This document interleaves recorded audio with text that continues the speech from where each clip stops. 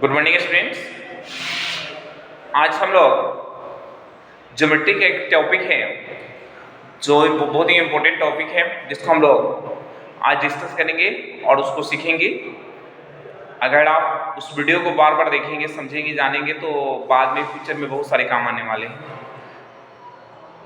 यह टॉपिक है transversal corresponding angle, उसके बाद alternate exterior angle, alternate interior angle, exterior angle, corresponding angle, ये सब सारी चीज़ों के बारे में हम लोग डिस्कस करेंगे।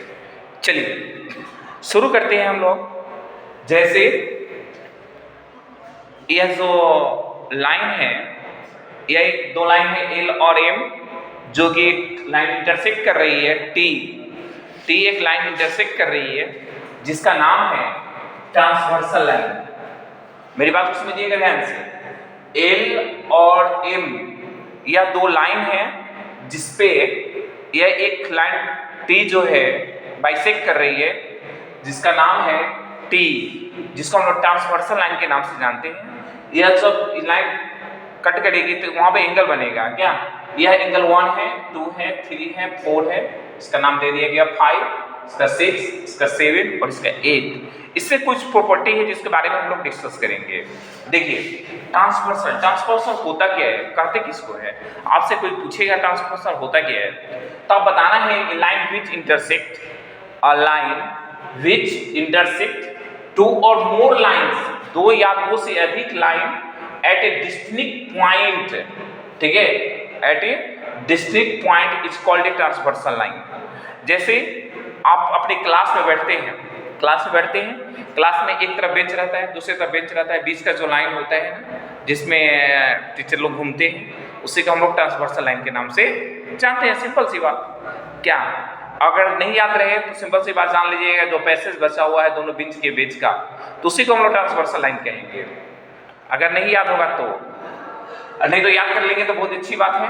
इसके द्वारा जो एंगल बनेगा, एंगल क्या बनेगा? Angles form when a transversal cut two parallel lines, दो पैरेलल लाइंस के बीच का जो एंगल बनेगा उसको हम लोग, जैसे let two parallel lines L and M be cut by a transversal T forming angle shown we have. एक तो है आपका कॉरस्पॉन्डिंग एंगल। कॉरस्पॉन्डिंग एंगल होता क्या है, ठीक है? कॉरस्पॉन्डिंग एंगल जैसे 1, 5, देखिए यहां से 1 लेंगे, एक एक्सटीरियर एंगल और एक इंटीरियर एंगल एक ही तरफ का लेना है। जैसे अगर आप बेंच के उधर का बीच का जो लाइन है ट्रांसवर्सल लाइन का एक ही तरफ बनाना है, ठीक है, तो एक आपका 1 और एक 5, फिर एंगल 4 और 8, यही होता है कॉरस्पॉन्डिंग एंगल। देखिएगा ध्यान से समझिएगा, बहुत जरूरी चीज है। जैसे एंगल 1, 5, 4, 8, 2, 6, 3, 7, इसका नाम है कॉरस्पॉन्डिंग एंगल। देखिए आप अगर ओरली समझना चाहते हैं, बहुत ज़्यादा देर तक याद रखना चाहते हैं, तो सिंपल सी बात है कि आप क्या रखिएगा, ट्रांसवर्सल लाइन के एक तरफ ही जाना है, एक बेंच छोड़कर। जैसे आप जिस बेंच पर बैठे हुए हैं ना, जस्ट आपके पीछे वाला बेंच को छोड़ देना है, उसके जस्ट पीछे वाला बेंच को ले लेना है और उस पर आपके सामने जो बच्चा बैठा हुआ उसी को लेना है। जैसे आप देखिए 1 है, आप बैठे हुए हैं यहाँ पे, आप जस्ट सेकेंड वाला बेंच को छोड़ देना है, उसके जस्ट बीच वाला बेंच को ले लेना है, तो यानी 1 और 5 यह हो गया कॉरस्पॉन्डिंग एंगल। 4 यहाँ से लेना है 4, फिर इसको छोड़ दीजिएगा, ठीक है, इसको लेना है, यह होता है कॉरस्पॉन्डिंग एंगल। फिर अगर दूसरी तरफ जाएंगे तो 2, 6, 3, 7 यह होता है कॉरस्पॉन्डिंग एंगल। यह एक दूसरे के बराबर होते हैं। कैसे? देखिए आप लिखेंगे ये सारी बात आप अच्छी तरह से कॉपी पे नोट डाउन कर लेंगे। नोट डाउन करने के बाद सुंदर तरीके से सुंदर राइटिंग पे लिखेंगे और उसके बाद उसको याद रखेंगे। कॉरस्पॉन्डिंग एंगल में लिखेंगे, कॉरस्पॉन्डिंग एंगल में एंगल 1, 5, 1 एंगल 5, 4 और 8। फिर आप इस तरफ आएंगे, दूसरी तरफ आएंगे 2, 6 एंगल 2, एंगल 6, एंगल 3 और एंगल 7 एंड एंगल 3 और एंगल 7, यह होता है कॉरस्पॉन्डिंग एंगल। याद रहेगा? यह सारे बच्चे को याद रहेगी। चलिए उसके बाद है are are called pairs of corresponding angle, are called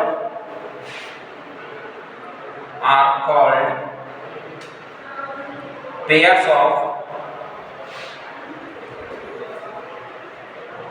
corresponding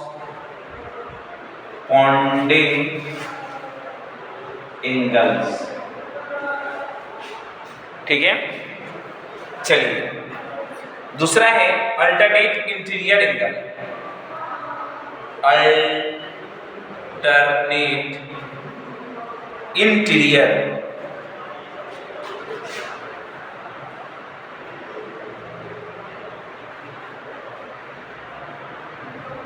alternate interior angle 3 देखिए, अल्टरनेट कहने से ही स्पष्ट है कि अल्टर और इंटीरियर क्या, यानी यहां पर दो शब्द का प्रयोग किया गया है, एक है अल्टर, दूसरा है इंटीरियर।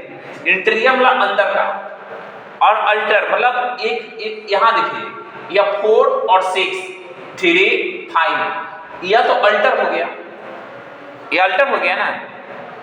कैसे वो अल्टर, देखिए यहां पर 3 ले रहे हो एक साइड का, और दूसरे बेंच का चले जाओ, ट्रांसवर्सल लाइन को छोड़ के दूसरे बेंच पे आ जाइए, तो यानी 4 और 6 3 और 5, यही हो गया आपका अल्टरनेट इंटीरियर एंगल। इंटीरियर मतलब ये सब अंदर में है, इसलिए अल्टरनेट। अगर एक्सटीरियर की बात करेगा तो यहां देखिए, एक्सटीरियर मतलब बाहर वाला, यानी 1 7 2 और 8, यह हो गया अल्टरनेट एक्सटीरियर एंगल। मेरी बात को समझिएगा ध्यान से। अल्टरनेट इंटीरियर एंगल में क्या हो जाएगा, 4 6 3 5। आगे समझ में, चलिए पहले इसको आप अच्छी तरह से नोट डाउन कर लेंगे, फिर हम लोग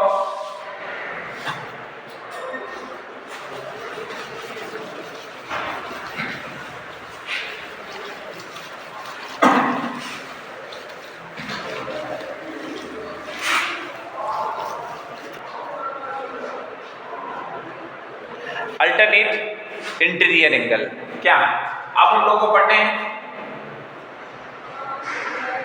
अल्टरनेट इंटीरियर एंगल। इसमें क्या होता है, अभी मैंने बताया ना, इंटीरियर और अल्टरनेट। इंटीरियर में या अंदर का, तो 4 6 3 5, यानी एंगल 4 बराबर होगा किसके, एंगल 6 के, और angle 3 angle 5 are called alternate interior angles.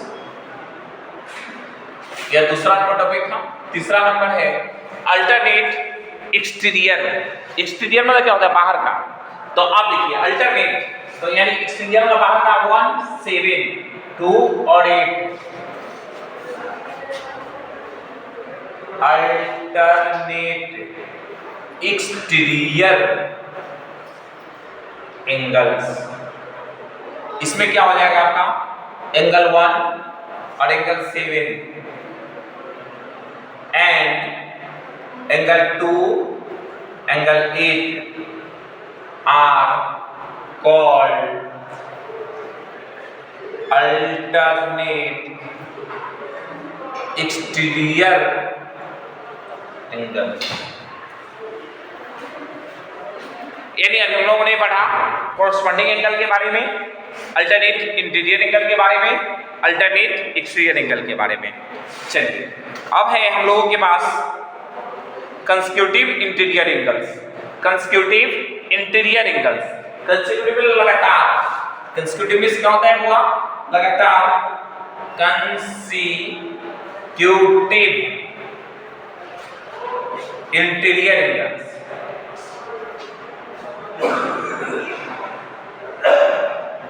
इसमें देखिए 3 6, ध्यान देखिए इसमें क्या हो जाएगा, 3 6 4 5, ये जो है ना 3 6 एक ही तरफ का, इसलिए कंसेक्यूटिव और interior angle, consecutive interior angle 3 6 4 5 consecutive, यहां पर हो जाएगा consecutive interior angles 3 6 and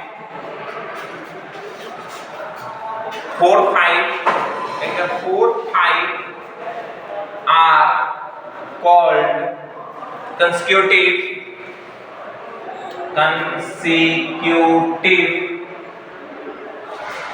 interior angles.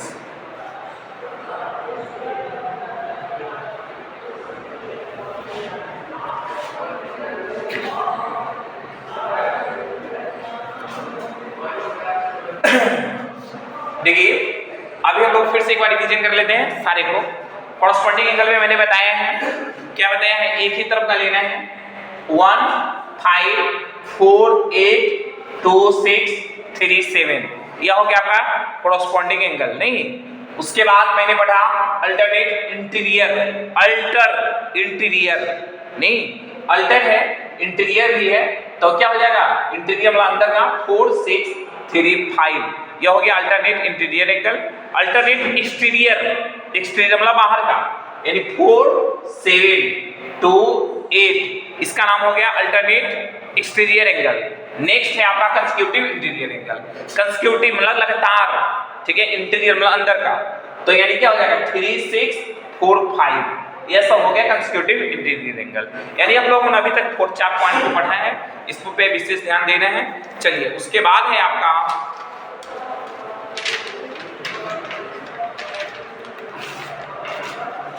मुख्य बातें हैं आपका कॉरस्पॉन्डिंग एंगल, ये सब जब बराबर होते हैं, ठीक है। अभी हम लोगों ने पढ़ा है उसको कहते किसको हैं, और आप प्रॉपर्टी में क्वेश्चन सॉल्व करते समय आपको यह बात का जिक्र करना होगा कि किसके कारण वो एंगल बराबर है, किसके कारण वो एंगल बराबर है, इस पर भी हम लोग एक बार डिस्कस कर लेंगे। और उसके बाद एक एग्जांपल भी हम लोग देखेंगे, और उसके बाद आप लोग उसको अच्छी तरह से प्रैक्टिस करेंगे। देखेंगे जैसे आज हम लोगों ने पढ़ा है कॉरस्पॉन्डिंग एंगल के बराबर,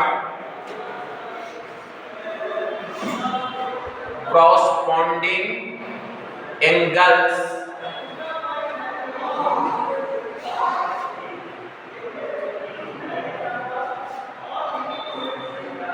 are equal, angle 1 equal to है एंगल 5। देखिए मैंने बताया ना एक ही तरफ लेना है, एंगल 1 बराबर है किसके, एंगल 5 के, फिर एंगल 4 बराबर हो जाएगा किसके, एंगल 8 के, फिर एंगल 2 बराबर हो जाएगा किसके, एंगल 7 के, और एंगल 3 बराबर हो जाएगा एंगल 2 लिए 3 को छोड़ देना, 6 लेना है, फिर 3 बराबर हो जाएगा किसके, एंगल 7 के। यह सब चारों एंगल बराबर होते हैं किसके कारण, कॉरस्पॉन्डिंग एंगल के कारण। याद रखिएगा बुआ, ये चारों एंगल बराबर होते हैं किसके कारण, कॉरस्पॉन्डिंग एंगल के कारण। याद रखिएगा 1 5 4 8 2 6 3 7, ये सारे एंगल बराबर हैं किसके कारण, कॉरस्पॉन्डिंग एंगल के कारण, ठीक है। ये बात मतलब याद रहना चाहिए हमेशा कंठस्थ रूप से, ठीक है। चलिए उसके बाद है alternate interior angles are equal, जो सेकेंड बात है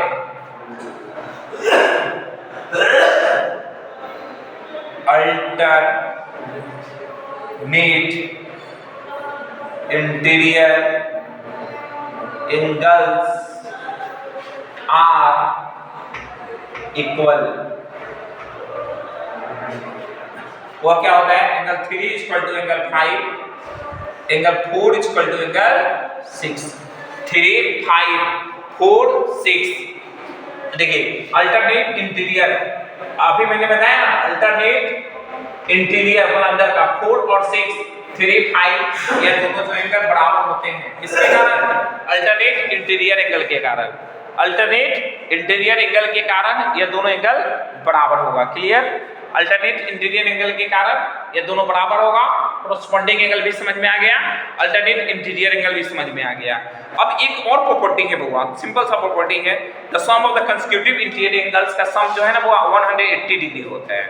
sum of alternate consecutive interior angle, जैसे 4 और 5 3 और 6 ये दोनों का सम 180 के बराबर होता है।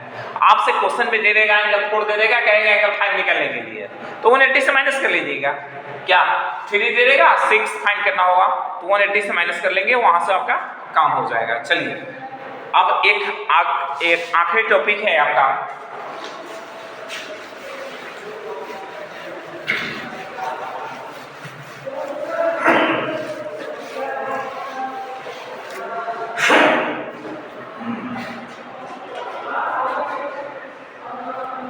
थर्ड नंबर पॉइंट है आपका the sum of the consecutive interior angles is 180 degree. तो angle 3 plus angle 6 equal to होता है 180 degree, angle 4 plus angle 5 equal to होता है 180 डिग्री। ये बात याद रखिएगा हमेशा। ये दोनों, इस दोनों का सम 4 और 5 अल्टरनेट नहीं कंसेक्यूटिव इंटीरियर एंगल है, कंसेक्यूटिव इंटीरियर एंगल है 4, 5, 3, 6, ये दोनों का सम 180 डिग्री के बराबर होगा। चलिए अब हम लोग इससे रिलेटेड एक क्वेश्चन एग्जांपल के तौर पर देखते हैं, उसके बाद आप लोगों को क्वेश्चन दे दिया जाएगा सॉल्व करने के लिए 5, आप लोग अच्छी तरह से उसको प्रैक्टिस करेंगे। चलिए एक एग्जांपल के रूप में हम लोग क्वेश्चन को देखते हैं।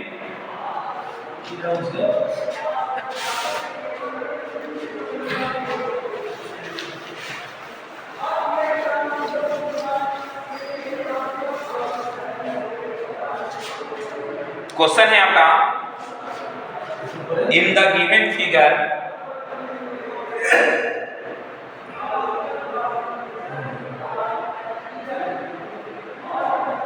in the given figure L parallel है and T is a transversal such that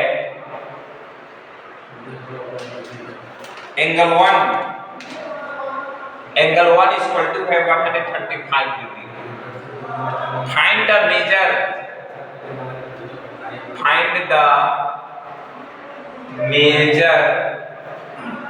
of each one of the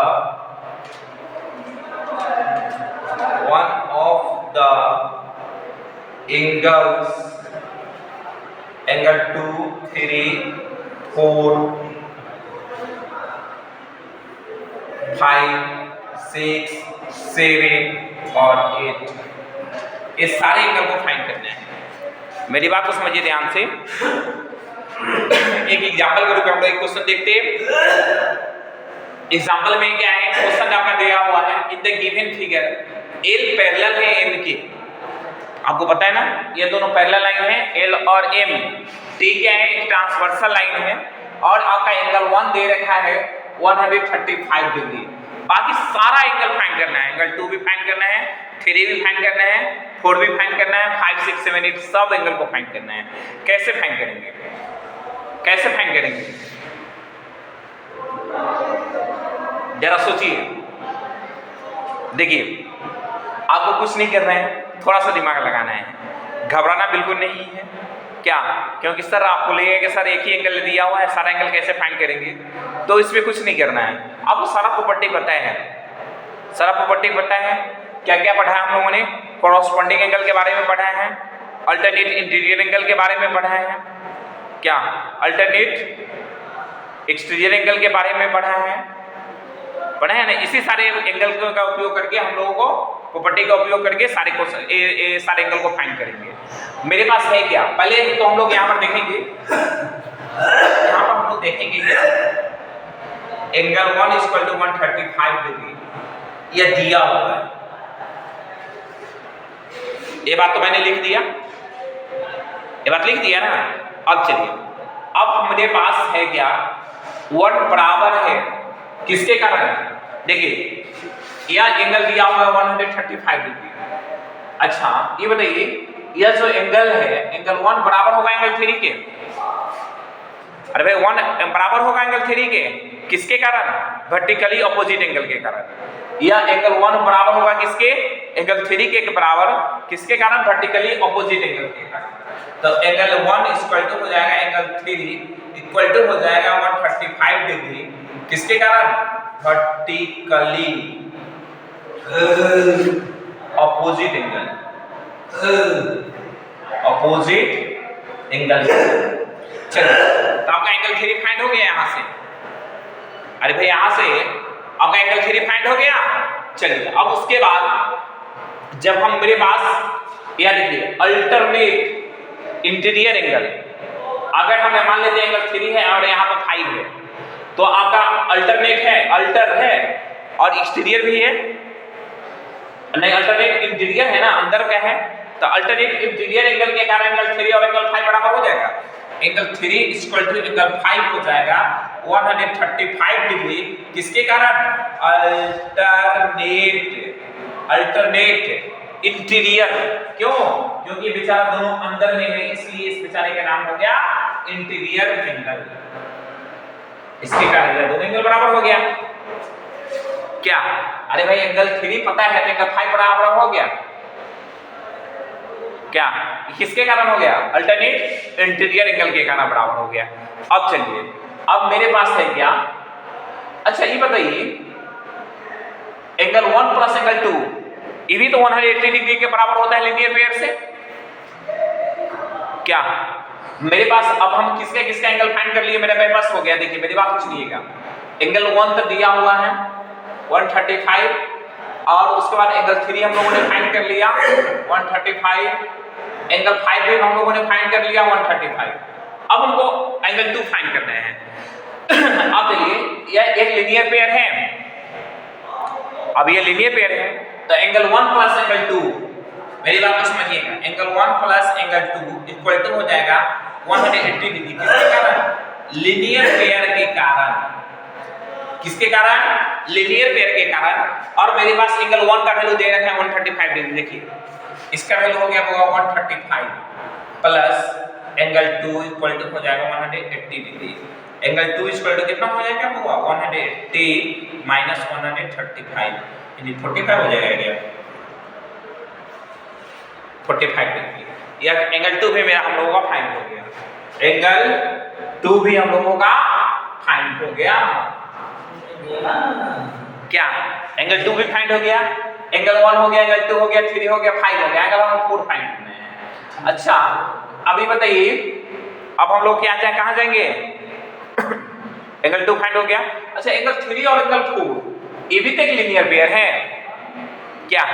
angle 3 और 4 भी तो लीनियर पेयर है, तो यहां से हम लोग एंगल 3 और एंगल 4 फाइंड कर लेते हैं। तो मेरे पास हम लोगों के पास एंगल 3 है 135 डिग्री, तो एंगल 4 भी हो जाएगा 45 डिग्री लीनियर पेयर से। जरा सोचिए, एंगल 3 और 4 भी लीनियर पेयर से 180 डिग्री के बराबर हो जाएगा, और एंगल 3 हम लोगों के पास पता है 135 डिग्री, तो एंगल 4 फाइंड कर लीजिए। चलिए एक और काम हो गया हम लोगों के पास, पहले अब इसको मिटाते हैं। यहां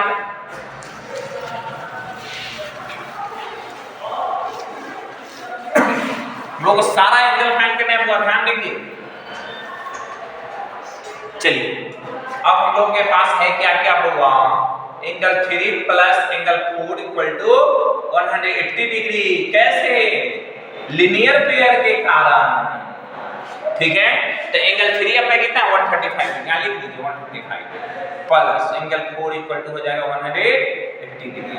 एंगल 4 इक्वल टू कितना हो जाएगा? 180 माइनस 135। एंगल 4 इक्वल टू कितना हो जाएगा? 45 डिग्री। चलिए ये भी आ गया, एंगल 4 भी आपको फाइंड हो गया।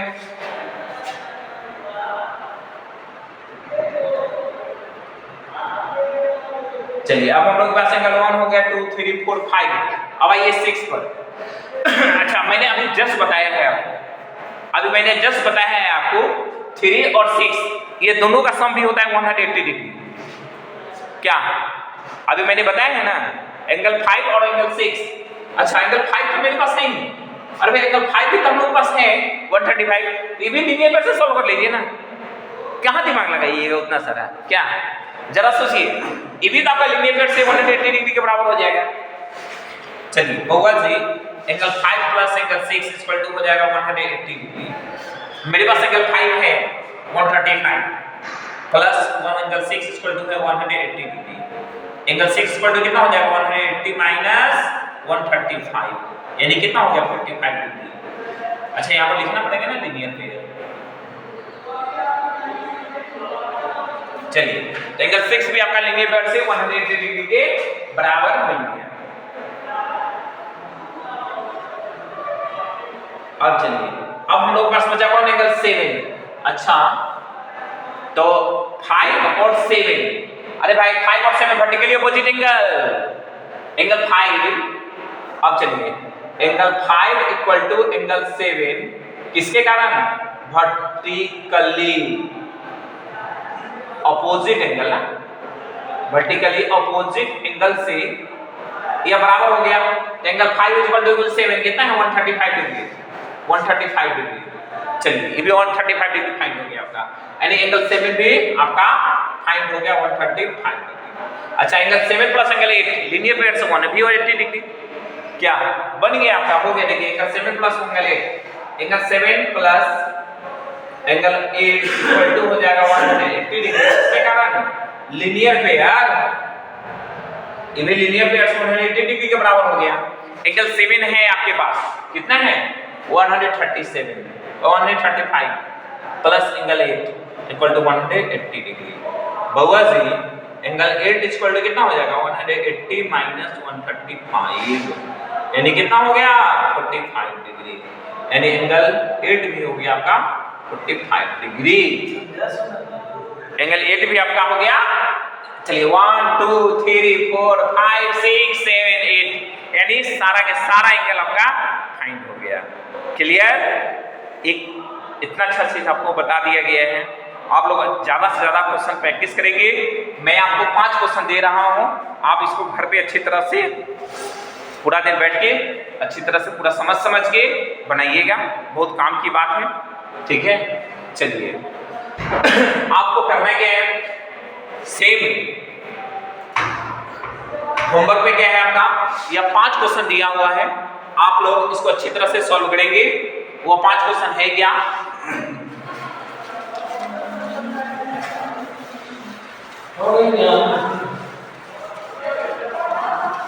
देखिए बउआ जी यहां पर एंगल 2 दिया हुआ है 35 डिग्री, तो एंगल 1 से यहां पर पहला क्वेश्चन हो गया।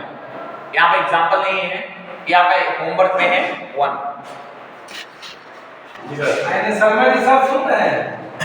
चलिए तो आपका 1 एंगल 2 दिया हुआ है 35 डिग्री, इसे सारा एंगल फाइंड कर लेंगे।